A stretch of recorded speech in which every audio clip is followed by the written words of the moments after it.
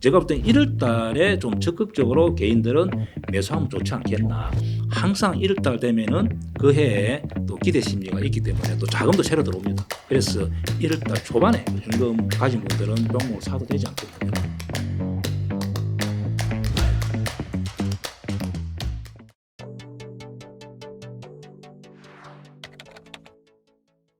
안녕하세요. 주식의 스트리트 파이터 대장입니다. 네. 대표님. 이번에 교육과정도 새로 런칭을 하셨습니다. 그래서 교육과정도 한번 이야기해 주시면 좋을 것 같습니다. 원래 데이장이라는 것은 데이 트레이드는 전국에 10등 안에 든다 이런 뜻으로 데이장 이렇게 이름 지었고 실제 저는 한 여러 번 입상한 경험이 많이 있습니다. 그리고 네, 책도 또 쓰시고. 키움 또 영웅전 이렇게 대회 나가면은 한 1억 리그 나가면 저는 항상 50등 안에 와. 실력은 되는데 옛날에 한번 참여해 봤는데 서버가 2개 아니면 그래도 뭐 정거사 계좌가 2개, 3개 이렇게 되면은 또 IP가 2개 되고 해서 그냥 3개 되고 해서 저는 이제 대회를 포기한 경우고 보통 한 50등 안에 들어간다 이런 리그 그렇게 말씀드릴 수 있고 1월 15일부터 시작하고 동영상 10개, 네. 20분 10개 드리고 그 다음에 이제 교육 특징이 단타는 굉장히 어렵기 때문에 매일매일 장 흐름 또 주도주 그 다음에 이렇게 매일 장 끝나고 나면 1시간 정도 제가 매일 피드백 해줍니다. 매매한 것도 피드백 또 저 매매한 것도 설명하고 교육 특징이 좀 그 특징입니다. 그리고 제가 현물은 한 30%, 40% 주식 선물 190 종목 우량주 종목 돼 있죠. 그것을 위아래 이렇게 해서 비중은 현물 40% 주식 선물 한 50%, 60% 비중으로 할 예정입니다. 제가 주식을 이렇게 한 가르쳐 보니까 현물을 수익 내는 경우는 사실은 참 난해하고 어렵습니다. 그러나 제가 주식 선물을 가르쳐 보다 보니까 현물에 성공한 사람 비율이 1명 정도면 주식 선물 한 10명 정도 됩니다. 그래서 정직하게 움직이기 때문에 위아래 주식 선물 이제 190 종목 위주로 이렇게 하다 보니까 성공률이 굉장히 높기 때문에 제가 주로 이제 고기 잡는 법을 가르치기 때문에 교육을 이수하면은 좋지 않겠나. 그리고 개인들은 사실은 단타를 안 해야 사실은 되는데 안 한다 하면서 많은 사람이 하기 때문에 하기 때문에 이왕 할 건 좀 비용은 좀 비싸지만은 체계적으로 오히려 비우는 게 좋지 않겠나 저는 그렇게 생각합니다. 예. 그렇군요. 그래서 1월 15일에 런칭이 되는 거예요. 예, 어스 얼라이트하고 하기 때문에 제가 이제 공지도 나가기도 하고 저 개인 유튜브도 하기 때문에 개인 유튜브에 좀 자세히 설명하기도 하고 또 밴드에 설명하기도 하고 어스 얼라이트 홈페이지 가면 또 자세히 설명되어 있습니다. 예. 네. 그 링크 또 이 영상 하단에 고정 링크로 달도록 하겠습니다. 그래서 거기 들어가셔가지고 또 자세한 거 보면은 더 잘 이해되실 것 같습니다. 그러면요 대표님 한번 또 시황에 대해서 한번 여쭤보겠습니다. 코스피가 그래도 진짜 그 대표님이 말씀하신 것처럼 2,600선 왔어요.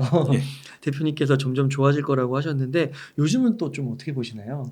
그래서 이제 올해가 거의 이제 오늘 거래하고 내일 되면 마감일인데 납회일이라고 내일 하는데 올해 좀 다양한 어떤 주식을 보니까 뭐 다양하게 상반기 때는 AI 또 로봇 2차 전지에서 시세가 많이 준 종목이 나오고 또 하반기에 이렇게 와서는 삼성전자 하이닉스가 주도주로 이렇게 치고 나가면서 장 흐름이 좀 현재 2,600이 안착이 돼 있는 전후에 거의 안착이 돼 있고 제가 볼 때는 내년에는 또 한 2,800, 한 2,900까지 보기 때문에 일단 한번 전반적으로 상황을 보기 위해서는 미국 영향을 많이 받습니다. 우리나라 같은 경우는 미국을 보면은 현재 보는 차트가 다우존스 차트고 주봉입니다. 어떤 종목이든 지수든 신고가가 역사적 특히 신고가가 나오면은 많이 가는 경향이에요. 즉 매물이 없기 때문에 조금만 사주더라도 매수를 불러가지고 많이 가는 경우가 많습니다. 지금 다우존스 같은 경우 보면은 주봉에서 완벽하게 돌파가 나왔습니다. 신고가, 역사적 신고가. 그러면은 더 가지 않겠나. 미국이 특별히 문제가 없다면은 3월달 금리 인하 쪽으로 간다면은 더 갈 수 있다. 자, 나스닥 같은 경우도 주봉에서 보면은 여기에 저항이 있고 현재 여기를 하지 않겠나 그렇게 보여지고 S&P 500도 역시 거의 신고가에서 나왔습니다. 그러네요. 그리고 대만이 우리나라하고 좀 비슷합니다. 왜냐하면 수출을 많이 하기 때문에 또 반도체 비중이 높고 해서 약간 신고가 근처 독일 근데 중국은 지금 저점을 깨고 이렇게 좀 약간 위험하진 홍콩도 역시 마찬가지고 중국만 지금 만약에 지지만 되고 상승으로 간다면은 우리나라 같은 경우는 내년에 충분히 2,800, 900 가지 않겠나. 자, 우리나라 차트를 한번 보겠습니다. 우리나라 같은 경우는 현재 2,000한 자, 코스피 차트를 한번 보겠습니다. 현재 오늘 보니까 2,600 안착이 됐습니다. 예. 현재 제가 볼 때는 여기서 약간 내년에는 요 앞에 고점 한 2,680, 2,700, 800 항에 가지 않겠나 저는 그렇게 봅니다. 특히 상반기 때 치고 나갈 가능성이 있다. 그 이유는 뒤에 설명하겠지만은 하이닉스 삼성전자가 거의 신고가 나와서 외국인 또 기관 매수 비중이 많이 최근에 들어와 있기 때문에 삼성전자 하이닉스가 치고 나간다면은 제가 볼 때는 내년에 저는 2,800, 2,900까지 본다. 자, 그렇게 이제 지수를 본다면은 이제 개인들은 오히려 돈 벌 수 있는 기회가 내년 상반기 때 많이 온다 보여집니다. 예. 그 삼성전자랑 SK 하이닉스랑 참 볼 때 너무 느릿느릿해가지고 그리고 막 오르지도 않는 것 같고 막 그랬는데 결국에는 또 시간이 지나서 보니까 예. 대표님 말씀처럼 꾸역꾸역이라고 표현해도 아무튼 올라가지고 많이 올랐어요 지금. 네, 제가 항상 네. 올 때마다 삼성전자 하이닉스를 맞아요. 말씀드리는데 좋게 이유는 이 삼성전자 봅니다. 네. 이게 예를 들면서 1개월 하더라도 어마한 물량이 사가 있고 외국인들이 예, 사는 거죠. 3개월 자, 예를 들면 6개월 자, 1년 이렇게 봅니다. 1년 자, 이렇게 보면 외국인들이 엄청 사가 있잖아요. 그 외국인들이 저렇게 특징이 수조 이렇게 돈이 들어올 때는 5% 10% 벌라는 게 수익 벌라는 게 아니고 좀 30% 40% 제가 볼 때는 삼성전자 같은 경우는 자, 월봉에서 네, 여기 9만 전자 다 넘어간다 봅니다. 그리고 자, 하이닉스 역시 마찬가지입니다. 하이닉스는 여기 제가 15만 원 간다, 15만 원 이상 간다고 몇 번 했는데 맞아요. 거의 다 왔잖아요. 맞아요. 그 이유는 뭐 기관하고 외국인들이 계산서가 나왔습니다. 저 친구, 저 사람들은. 그래서 저는 이 15만 원 넘어서 가지 않겠나. 자, 그렇다면은 우리나라 종합지수가 2,800, 2,900 가고 다른 뭐 우량주 또 대행주 또 약 중소형주라도 실적이 그만큼만 아니 실적이 턴 되지 않더라 하더라도 대부분이 지수 따라 연동이 됩니다. 80% 정도. 그렇다면은 내년에 상반기 때 지수가 위로 간다면은 다른 종목도 따라갈 가능성이 많고 혹시 내가 보유하고 있다. 특히 테마주 뭐 이런 종목 외에는 그냥 가지고 계속 가지는 거 맞죠. 네. 2,800 이렇게 가져가면은 수익 난다든지 또 손실을 많이 할 수 있다 그렇게 보여집니다. 이 사이클이 상승 사이클이 도래했다고 보시는 거예요. 네, 그렇죠. 삼성전자가 전체 거래소 비중이 한 23, 4% 우선주까지 합해서 그러면 하이닉스가 또 한 5%, 4% 그러면 전체 30% 비중을 차지합니다. 네. 두 종목이 30% 비중을 차지하잖아요. 근데 최근에 와서 보면은 기관하고 이렇게 외국인들이 엄청나게 사 있다는 것은 앞으로 더 살 가능성이 많습니다. 지금도 샀지만은 앞으로 오늘도 보면은 외국인들이 삼성전자 많이 샀잖아요. 네. 계속 살 가능성이 많다는 거죠. 그렇다면은 지수가 위로 간다면은 내년 상반기 때는 그냥 대행주, 소행주 다 위로 갈 가능성이 많죠. 그럼 보유하고 있는 분들은 좀 가지고 가는 게 좋다 그렇게 보여집니다. 네. 그리고 또 그때 출연을 해주셔서 네. 주식 양도세 대주주 기준 완화 이게 나오면 호재로 작용할 것이다. 네. 이것도 약간 이제 삼성전자나 이렇게 큰 주식들은 진짜 큰 돈 갖고 큰 돈 투자한 분들이 많으시잖아요. 예. 그래서 좀 호재로 또 작용한 면도 있지 않을까요? 그렇죠. 어제 같은 경우도 보니까 한 개인들이 한 1조 정도 팔았는데 네. 50억 맞추려고 이렇게 팔은 거죠. 그래서 만약에 양도세가 10조 됐다면은 어제 같은 날 뭐 한 5조 아니면 이번 주 저번 주 해서 한 10조 더 놓았으니까 굉장히 종목들이 하락을 많이 했겠죠. 그래서 50조 되면서 개별 종목 상반기 때 급등했던 종목들이 하락이 제한적으로 이렇게 하고 오늘 보면 반등이 많이 나왔습니다. 그래서 이 현상이 내년에 연속될 가능성이 있기 때문에 상반기 때 급등했던 종목들도 우상향하다 이렇게 보여집니다. 이 양도세 대주주 기준이 50억 원으로 완화된 게 그 장 전체적으로 봤을 때는 앞으로 계속해서 좀 그 호재로서 작용할 요인은 있는 거예요. 그렇죠. 예를 들어서 어떤 종목이 대주주 회피 물량이 나와가지고 추세가 탁 끊기면은 다시 올라오기 힘들죠. 그러나 네. 그런 현상이 안 일어났기 때문에 종목들이 이제 다시 위로 가기가 쉽죠. 그래서 사실은 수익에 세금이 있어야 되는데 제가 볼 때는 개인들 주주들한테는 오히려 50을 하는 게 맞다. 그렇게 하지 않으면은 다 하락이 오게 되면 일반 개인들이 피해가 많이 오는 거죠. 네.